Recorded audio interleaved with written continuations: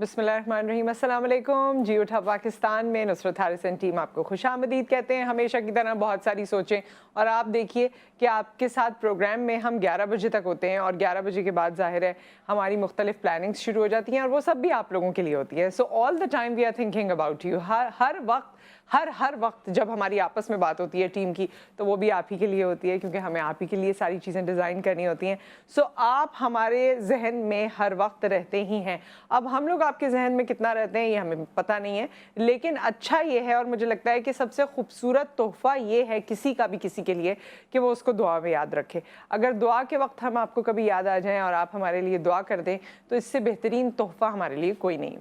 بہرحال ایک کہانی سے شروع کریں گے اور اس کے بعد آپ کو پتہ ہے کہ جمعے کے دن میں ہماری کوئی خاص پلاننگ آبویسلی دین کے حوالے سے کوئی ٹاپک ایسا ہوتا ہے, دین اسلام کے حوالے سے یا ہماری سوچ کے حوالے سے, ہماری سمجھ کے حوالے سے کہ ہم اس کو بہتر کرنا چاہتے ہیں. سیکنڈ آور میں ہم اس پر ڈسکشن کریں گے اور فرسٹ آور میں مختلف لوگ ہیں جن سے آپ کی ملاقات کروائیں گے. لیکن اس سے پہلے یہ کہانی. شیخ سعدی کہتے ہیں کہ ایک شخص روزانہ اس کا ایک سفر ہوا کرتا تھا, پیدل چل کے جاتا تھا اپنے گھر سے کام کی جگہ پر, اور درمیان میں کچھ ایسا حصہ جنگل کا آتا تھا. مختلف جانوروں کو وہ دیکھتا ہوا جاتا تھا, جانچتا ہوا جاتا تھا, مطلب نظر آتے تھے, آبزرو کرتا تھا. تو وہ دیکھتا تھا کہ ایک لومڑی ہے وہ کافی عرصے سے زخمی ہو گئی ہے اور ایک ہی جگہ پڑی رہتی ہے. اس نے کہا کہ اس بیچاری کیسے کھاتی ہوگی, کیا کرتی ہوگی. تو بہرحال ایک دو دفعہ گزرا تو اس نے دیکھا کہ جب شیر اپنا شکار کر کے لاتا ہے اور جتنا اسے کھانا ہوتا ہے کھا لیتا ہے اور پھر باقی وہ چھوڑ دیتا ہے. یہ آپ نے اکثر چینلز پہ بھی دیکھا ہوگا جو نیشنل جیوگرافی اور اس طرح کے چینلز ہیں کہ اپنا وہ شکار جب شیر کر کے لاتا ہے اور کھاتا ہے اس کے بعد وہ چھوڑتا ہے تو باقی ارد گرد والے جو جانور ہیں وہ آ کے اسے کھانے لگتے ہیں. تو اسی طرح لومڑی کے لیے جو باقی بچتا تھا وہ کافی ہوتا تھا, وہ کھانے لگ جاتی تھی.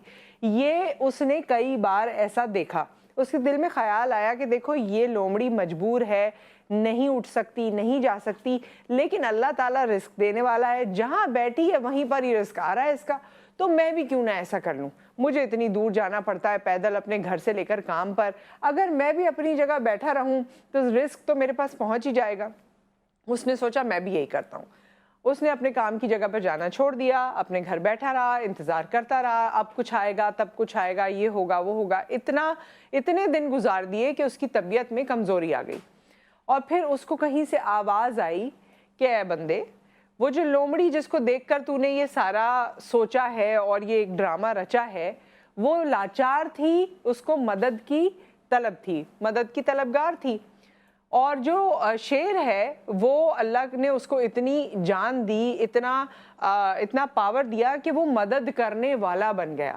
تو تمہارے پاس بھی چوائس تھی, یا تم مدد کرنے والے بن جاتے یا تم مدد پانے والے بن جاتے. اور وہ شخص جس کو کوئی ایسی پرابلم نہیں ہے, جس کو کوئی ایسی مجبوری نہیں ہے, اور وہ تب بھی اپنے آپ کو مدد پانے والوں میں شمار کرے, تو یہ بہتر نہیں ہے.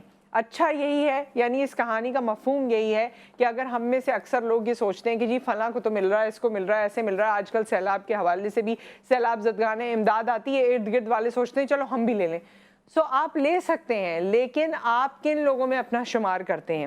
آپ دیکھیے ہاسپٹلز میں جب ہم علاج کروانے جاتے ہیں کہیں کہیں بل زیادہ آتا ہے, آپ کے پاس چوائس ہوتی ہے کہ زکوٰۃ کا پیسہ ہے, یہ فنڈ ہے, وہ ڈونیشن ہے, آپ اس سے علاج کرا لیں. لیکن یہ آپ کا باطن ہے جو یہ ڈیسائیڈ کرے گا کہ آپ اسے گوارا کرتے ہیں یا نہیں, یا آپ کی خودداری جو ہے وہ آپ کو رول کرتی ہے.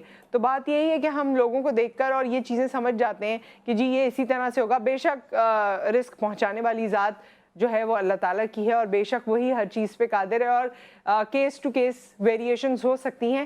لیکن ہمیں اپنی طرف سے ایفرٹ ضرور کرنی چاہیے, کیونکہ جیسے کہ ہم نے ہمیشہ سے یہ فریز بچپن سے سنا ہے کہ God help those who help themselves, اللہ تعالیٰ ان کی مدد کرتے ہیں جو اپنی مدد خود کرنا چاہتے ہیں. تو اپنی مدد خود کرنے کی کوشش کرنی چاہیے. ایک بریک آ گیا, اور اسی طرح اپنی مدد, اپنی ایفرٹ, اپنی طاقت, اپنا پاور اور اپنی ماؤنٹینئرنگ, اس حوالے سے ہم بات کریں گے. ہمارے ساتھ ایک بہت ہی سیزنڈ ماؤنٹینئر موجود ہیں جو 2010 سے اس فیلڈ کو ایز اے پروفیشن لے کر چل رہے ہیں. ان سے ہم ملاقات کروائیں گے آفٹر دا بریک.